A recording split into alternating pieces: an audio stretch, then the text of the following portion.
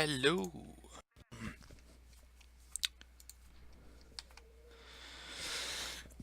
Okay, I am going. This is Ruse. Welcome to Ruse. I should introduce the game first. Um, I'm. I've been playing a whole lot, and I've recently noticed that the skill cap for the. Not recently. I've been noticing it for a very freaking long time, but the skill level of their average Ruse players quickly declining. Um, they lack a lot of the basic necessity. I can't speak. Necessary skills in order to effectively play against even AI, which is impressively sad. Um, so I'm going to go from one end of the. One thing I forgot to put down: bunkers. It's been sitting here for like 10 minutes making stuff. Okay, now we have every unit in the game. Okay, I'm just gonna start with buildings. I'm gonna assume you know absolutely nothing. Take everything with a grain of salt. I've never ever considered myself a fucking genius when playing this game or any other game. So, there you go. Okay, let's start with this tab. This is your Ruse tab. You can deploy Blitz, speeds up your units. Fanaticism removes the routing feature where they don't fight, they slow down, they become useless. Terrorism, terror,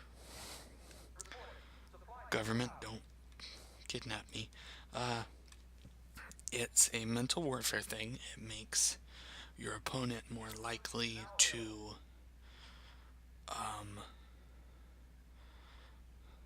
I can't find the words. I think I'm too tired. It makes it a lot easier to rout enemy units. Fake bases explains itself. Decoy barracks, AA base, yeah, whatever. Apply that in your own mind. I've rarely used it, never been able to intelligently use it. If an infantry unit, unlike real buildings, tries to capture it, the building will explode, killing the infantry unit and informing the other player the building was booby trapped somewhere on the screen. Fake offensive, this just generates dummy units. I think this generates. Yeah, it generates, I think, air and ground. This generates ground. This generates air. The variation of dummy units is pretty meager, so experienced players might be able to see through that quickly. Spy, it reveals all the units in a sector. So if an enemy were looking at this, it would just be chips. You put this over it, you could see everything that you have there. The only thing that it doesn't include is units hiding in woods. So take that into consideration when you're launching assaults, when you're planning defenses, and whatnot. Decryption, all it does is it gives you, if someone's, let's say someone tries to build a supply depot, you'll just see a big fucking line that's getting smaller and smaller up to the supply depot. Okay, so he's making a supply depot or a hill. It'll give you a line out here showing there's something moving here. It's a good counter to radio silence and camouflage net, which radio silence conceals all units in said sector unless they're being watched by a recon unit, then it's nullified. Same with camouflage net, only with buildings. Reverted intel, I've been told it's the most useless ruse out of all of them. Still, I'll explain it. When you're playing ruse and you look at your unit pieces, there's going to be tanks will appear as a big piece, infantry will appear as a tiny piece like this. It'll revert that. doesn't work a lot for me. I don't think I've ever seen it really used. Um, Now let's get into the good stuff. Ooh, no, buildings first. Supply depots. It should be your base starting income, $40. The basic that I've seen is two if you're going to be kind of aggressive, kind of defensive, or you don't know what you're doing yet. Three if you're going to be mostly defensive. One if you're going to be super aggressive. This is for entirely late game. Don't even bother with it early game. It's going to take half of your money away. You're not going to be able to make anything. I rush anyone that I see having this. And when you use I can't even remember what it was, decryption, I can see you doing it rather quickly. Secondary headquarters, I don't make them very much because it's the equivalent of a supply depot. So to me, I'd rather have another supply depot than another place to deploy buildings, which I don't have the income to deploy because, yeah. Machine gun position. Now we can get into the actual units that I have built. Machine gun position, I think it has two 30 calibers. Yeah. Oh, 50. Okay. 38. I would use it more to slow down infantry because when infantry's under fire, I'll reiterate this later with the light infantry as to why you should upgrade them as soon as possible. When infantry units, or any light unit for that matter, is taking fire, it'll slow down. So, and it'll become more easily routed. So it decreases its effectiveness. I'll also probably go back over it when I go into the tank corps. Anti-tank base, it's a pretty good early game structure if you don't want to go over and buy a $35 base and you don't really want to buy a whole bunch of AT and it's just too much of a hassle. You just get this. This is like a Boffer in... Actually, it's like an M19 in a static position. It's almost exactly like it. Same price, probably the same damage, I'd have to imagine. Now let's get to the actual units. I know I've bored everyone who's noticed how to play this. Oh my god, get to the actual unit. No, we're getting there. Okay, now let's start with the... I'm just going to go over the building itself. The reason I chose the United States is because they're very flexible. They're very noob friendly. They don't have any definitive weakness like any other nation does, so it's perfect for learning how the game works and what you should build to counter whatever and so forth. A lot of the nations have very similar technology to these guys, but it may be more powerful than others. So anyway, $20 barracks, not that bad, pretty average. They range from 30 to 10 at the cheapest, so it's kind of mediocre. Willys is probably one of the most powerful assets of the United States. You'll have allies always asking for recon because yours is $5 and it's fast as fuck. Air may snipe it a lot because it's incredibly annoying. I can send 3 or 4 and maybe get 2 into someone else's base and then say, here, air, snipe. And then your entire air force is dead. Now let's get into the infantry. Now I want to point out a key difference between Rangers and GI. This goes back to what I previously said about the suppression. There's two things you have to consider when you're pushing with infantry. There's suppression. Suppression slows down infantry units, and then there's shock. Shock it just generally weakens all the infantry in that area. So a tactic you can employ using shock tactics is getting a B-25, I think that's what it is, B-25 Mitchell bomber. Just one, that's all you need. You get a group of infantry out in the open, and you can take them out with maybe half of what you should need, but you gotta move fast. So that shock suppression, it employs more. It could employ tank tactics as well as bunkers. Units, as I've said before, slow down when they're under fire. That's why, as I'm going to see here, resistance 400. You'd be surprised how much of a difference that makes against 500. I've seen many people deploy light infantry by the dozen and lose it very quickly because they're trying to counter heavy infantry with light infantry, or the other way around. Anyway, Rangers, pretty mediocre, as I said. Both of these guys are pretty mediocre for their. Actually, these guys aren't that good.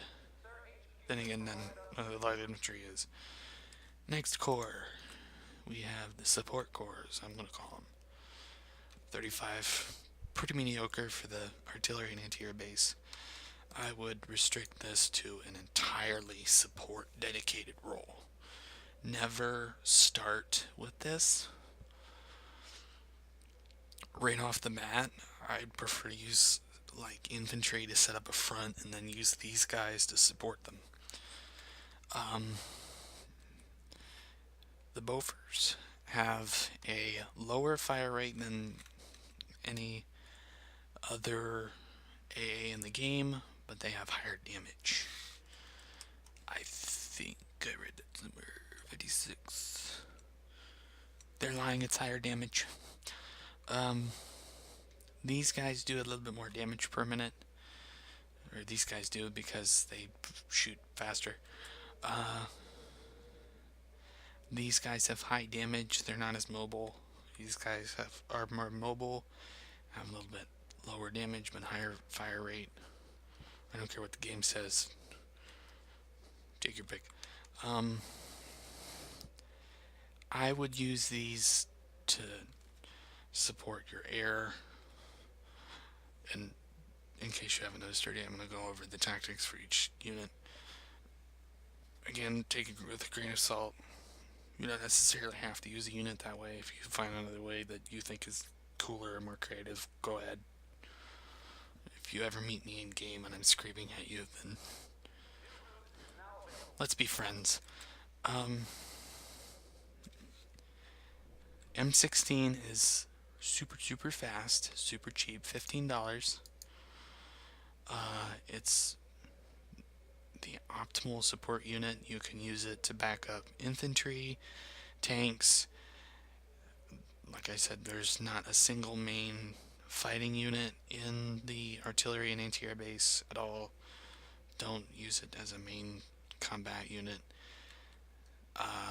because the only thing you could use it for is anti-aircraft because it's so cheap in the beginning, but artillery is where it really comes down to.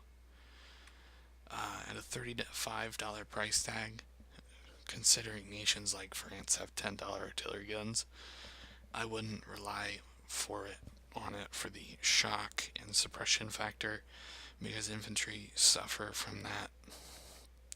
From tank MG guns and just regular HEs. Artillery has the same effect. One other thing I would point out is the further you are from your target when you're using artillery guns, the higher the spread. The closer, the lower the spread. So you're more likely to hit your target on the first try if you're like spitting distance. And that goes for every artillery unit, even the long tom. So just because, hey, I can hit you from over here, doesn't mean you're going to be able to kill me within a lifetime. So if you intend on doing that, I suggest getting one or two or three of the same unit. Who's next? Oh, M19s. M19s are, I'd compare them to two Bofors combined with an armored chassis. That's all they are. they really, really hurt. They don't have the fire rate that the M16 does, but they can't be strafed. I want to take a look at their damage because I don't know. Yeah. Yeah, exactly. It's almost exactly double of over. They have really good armor, so they can, yeah, 3. That's probably the best out of anyone. I think the only nations that have it better are the UK and maybe Germany. But then again, you have to get a proto base. Anyway, really good. Probably not going to see them very often because they're $30 plus the 50 to research. Don't expect them. 40, the M40s. Again,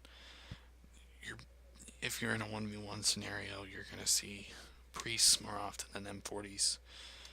If it starts shooting at your base or a base that you have on the front and M40s are just sitting inside the enemy's base, don't give a shit because it's going to take half an hour to kill it. It's not like I'd consider it more passive damage than offensive. So it's not going to help him as much. Who's next? Oh, the Armored Corps. $30, not that bad. I think Germany's 30, about the same. So, Stuarts, you can use. Oh, let's start with the Greyhounds. Greyhounds, they suck. They just suck. They're not very good at suppressing infantry. They're very slow.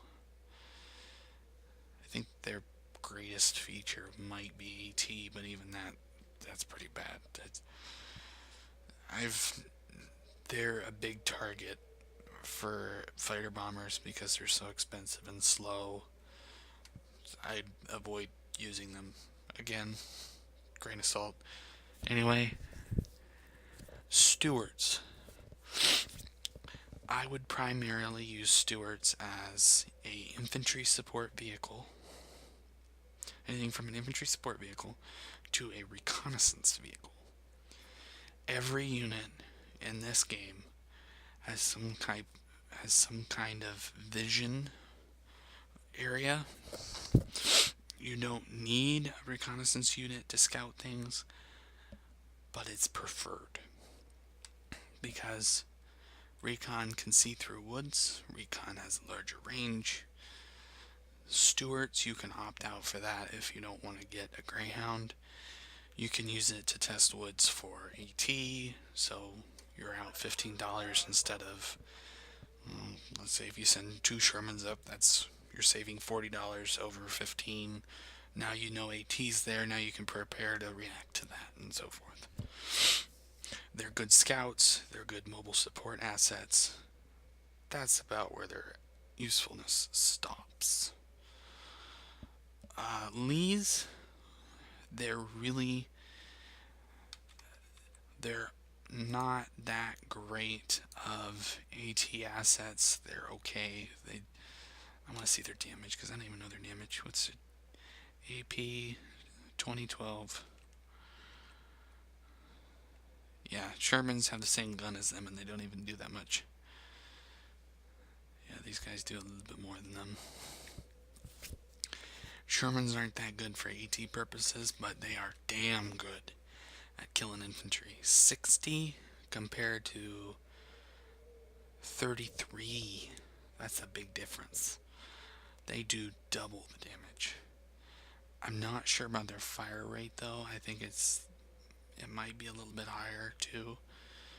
Their MG is pretty crap. So don't.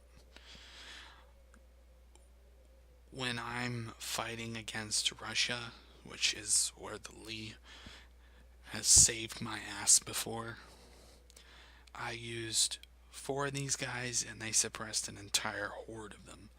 Simply because they were using their MGs, they were getting suppression. Their HE fire rate, I think, is really, really good. And they do a lot of damage. So you're getting a ton of shock damage in and a ton of suppression. Then you can use your front infantry, which I definitely recommend using infantry with these guys. There's some crafty motherfuckers out there, and they like to surround your ass. There's some real weird situations you can get yourself in if you don't know what you're doing. Always have infantry to support your tanks.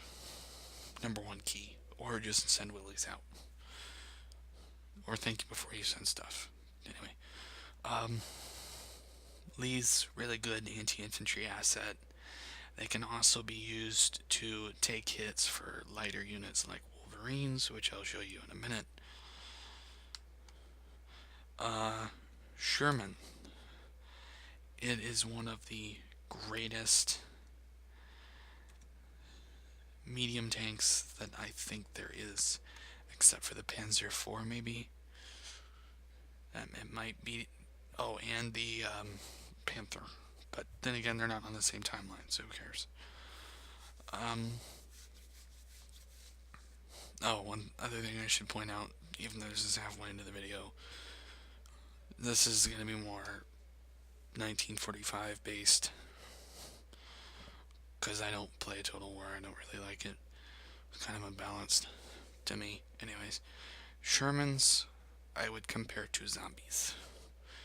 They're very mobile, they're very fast, and they have a decent, well, mobile, kind of fast. They have good armor for the speed and the firepower they have. They're like the M15, but slightly slower. Moderately cheap, perfect for rushing enemy positions. They can take out AT guns, even advanced, easily deployed, very fast to produce. Awesome, all around. I love them. Even though I don't use them ever. I usually go for the Pershings first, because the other guy's almost always doing the same thing. Chaffies.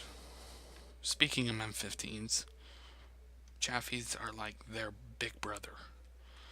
They cost, even though they cost $5 more, they are fast as fuck. They can be deployed just as fast, if not faster than a Sherman.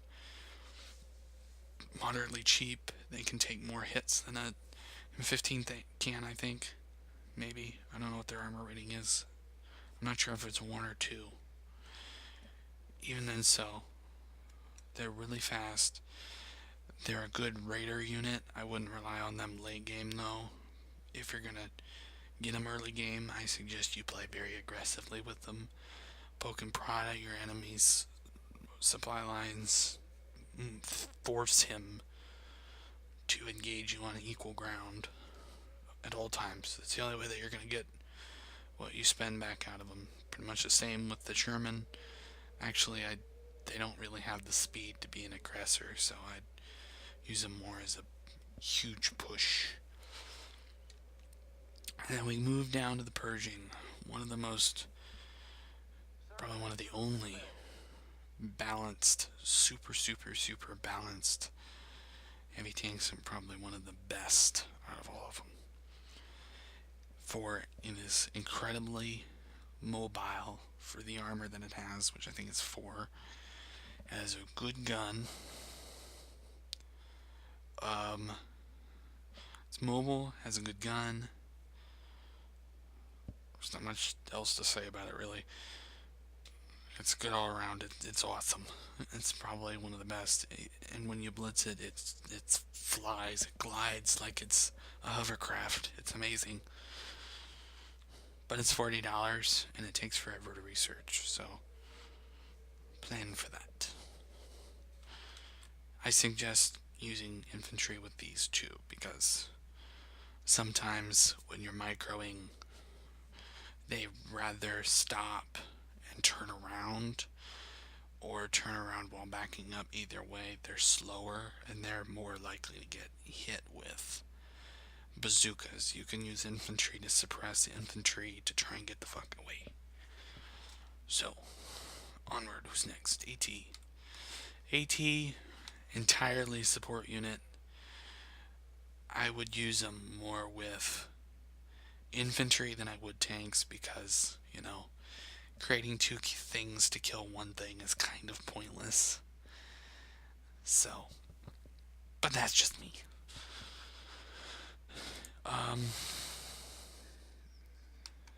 These guys,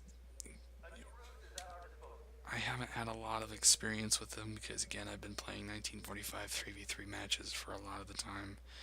They're relatively slow. These things are incredibly powerful. M15s have a nightmare trying to find a way to actually get at you if you're having problems with that. I would recommend using these guys initially because they're way more mobile. They can keep up with them pretty good. They're pretty slow. Their turret rotation is one of the problems that I've heard about them having. They can't move to engage as easily, so they're not very mobile. But for the price, they're an incredibly powerful, cheap anti-tank support unit. These guys are okay. I think their fire rate's good. I'm not sure. I haven't played with those guys much. Jacksons, one thing I've seen a lot of people do in multiplayer matches is they'll mass deploy these things, and they think it's a good idea to throw against heavy tanks. Yes and no. That might be a good idea.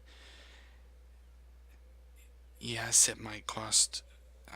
In my opinion, it would take 2 Jacksons to take out a Sherman, just because. Okay, Wolverines, they have 1 armor. Jacksons have 2. They're about the same gun. I think this has a 76. This does a little bit more damage. It has a little bit more armor, but it takes a huge hit in the speed department, I think. No, it doesn't. I lied. I'm sorry. Okay, so they're about the same speed. I thought these things were 500. Huh. Shows you how much I know. Anyway. At least in World of Tanks, that's how it works. Better gun, more armor, a little bit more price, more range.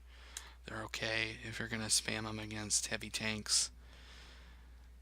Might not be the best of ideas, because I can kill probably just as much of you as you can of me, so it's still more of a war of attrition kind of thing.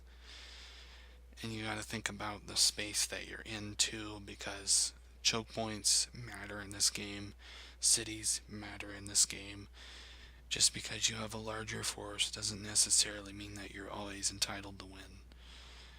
I have been utterly fucked when people just camp outside little choke points like this and just pick me off, because 7 or 8 of them could engage 2 or 3 of me, and I'm just streaming through losing crap. And that's against pros, so don't learn from my stupidity. Air Force is next. The Warhawk is a really good fighter, but it's not late game.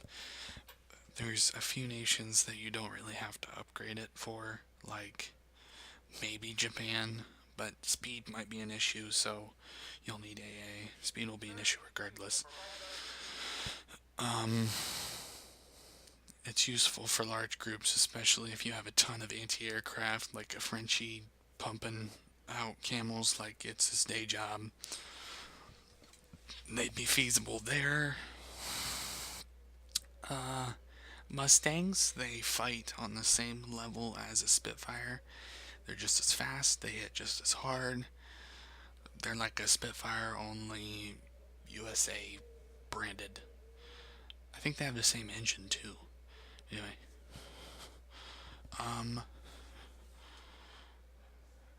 The only problem with them is I think they don't, I'm not sure if they produce faster or slower than Spitfires.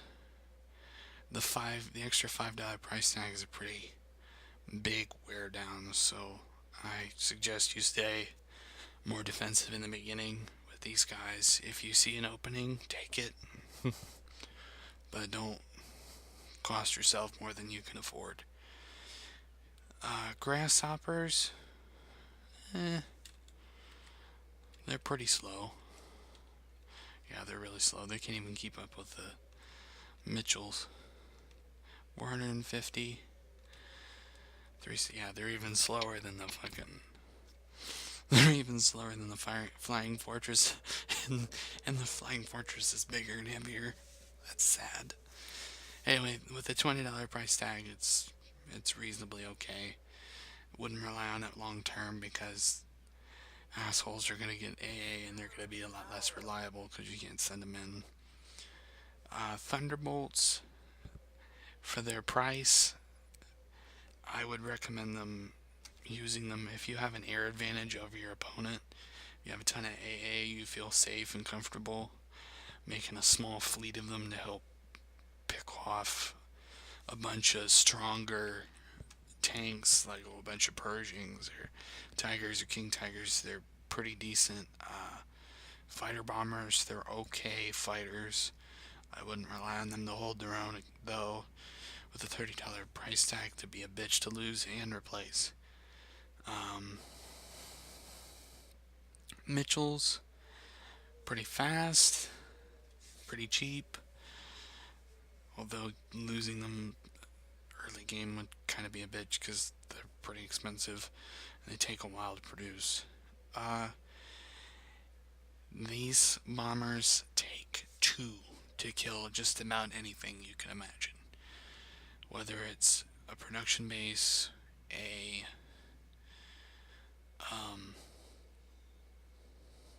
another brain fart, supply depot, but they can kill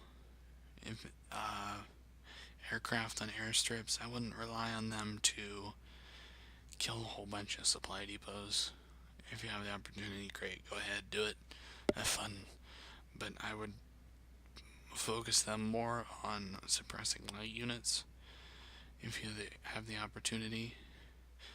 Then again, we're going to go back to that suppression and shock. It can be a serious booster in the fight. Flying Fortress is the equivalent of two of these guys and a little bit faster. I think it's a Wellington. That's the heavy version for the UK. It's pretty much just like that, maybe a little bit slower.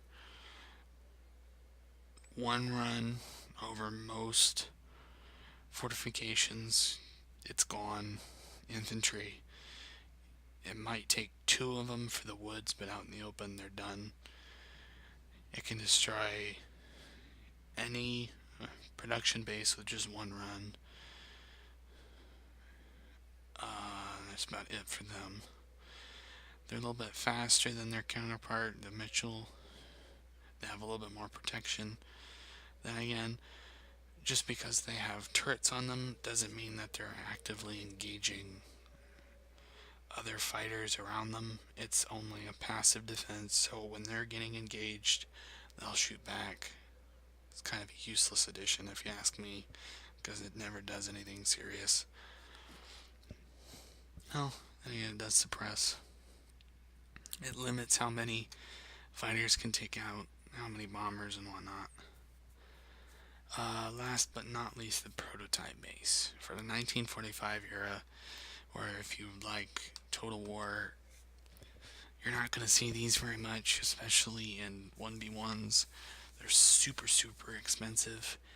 If you do, I suggest you rush the fucker that's trying to build them. But I'll give you what I know from them.